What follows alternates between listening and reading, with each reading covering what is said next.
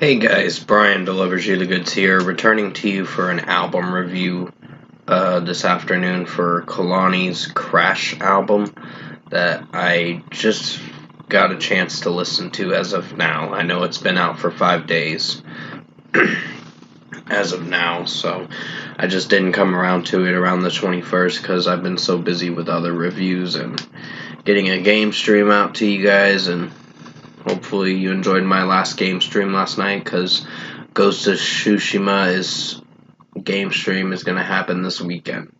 I will tell you that. So, pretty much, we're going to dive into the Kehlani Crash album, and I'm going to discuss what I listened to for all 13 tracks, which is a runtime of 43 minutes, and let you know my thoughts on this record overall. So let's dive into this album review. Now, basically, Groove Theory actually was a pretty good song. Her vocals sounded really good in it. I mean, there were some moments where the melody changed, like after a minute or minute and a half in the song. It was a little odd, but it's still her vocals still shined in this track, and I really did enjoy that about Kehlani's vocals. And the melody had its switch ups, but it was fine. 4.75 out of 5. Next to You is another good track. I really like this one. So this is another 4.75 out of 5. I think Kehlani's vocals sounded pretty good, and just the way the song's structurally sounding, it's fine for what it goes for. So 4.75 out of 5. After Hours, pretty strong track. I mean, there's some moments where the lyrics are hit or miss, but it's a pretty good song in its own way. So 4.75 out of 5. What I Want is going to get a 4.5 out of 5. There's some mumbling in this track that I'm not sure if I like personally, but from Kehlani's vocals, but the rest of the track plays it safe in a good way. So this is a 4.5 out of 5. The title track, Crash, I think she made a music video for this song, and it actually was a pretty good song in its own way.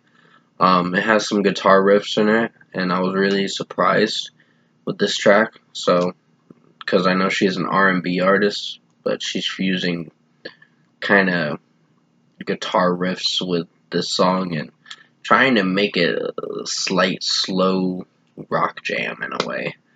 But still, 4.75 out of 5. 8 is gonna get a 4.75 out of 5 as well. I mean, there's some lyrics that play it a little too safe and try to be good and are hit or miss, but it's fine. So 4.75 out of 5. Susia featuring Jill Scott and Young Miko was not really one of my favorite tracks. It's gonna get a 4.25 out of 5 for me. This one is above decent, but it could be a lot better. Kehlani actually saves the track a bit, but everyone else kind of flopped in the song in its own way. The other two featured artists, I just wasn't sure if I was feeling for Young Miko's rapping in this track. It just didn't impress me. Better Not, excuse my yawning, Better Not, is a good song in its own way. I would say I'd come back to this a few times, but overall, it's just fine. So 4.5 out of 5. Kehlani's vocals are not bad in this track. At least it's a short song, and it's not too long, but it's tolerable of a listen. Tears featuring Oma Lay. This is gonna get a 4.25 out of 5. I think it's above decent. I think Kehlani makes the track sound good. Oma Lay just has his cringe moments with him singing in it. I don't know if I like it, and it plays it a little too safe. So 4.25 out of 5. Vegas is a solid track for what it goes for. I'd give this a 4.5 out of 5. Overall, Kehlani's vocals are not bad, and just the execution of the track and how the melody's sounding structure-wise, it's fine. Melody can be a little hit or miss from time to time with how it's sounding, but it's an alright track to listen to. Deep is a decent track. It's gonna get a 4 out of 5. I don't know about this one. This one was kind of slightly weak, but 4 out of 5 is a proper rating for it because the ending to the track has some auto-tuned vocals that I'm not sure if I like the chipmunk vocals with Kehlani singing, but the mixing for this track is kinda not so great. It's alright, but it could be a lot better. 4 out of 5. Chapel is the second to last song before we get to the last track. It's a solid track.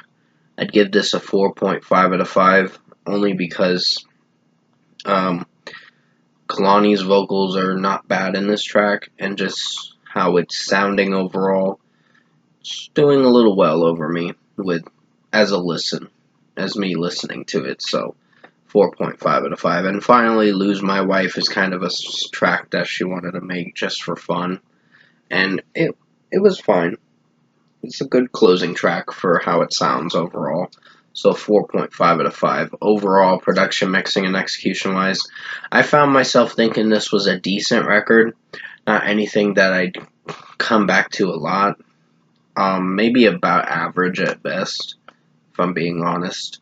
Um, to officially give it a score, I don't know. This record had its ups and downs. It did good, and then there were some areas where it kind of flopped.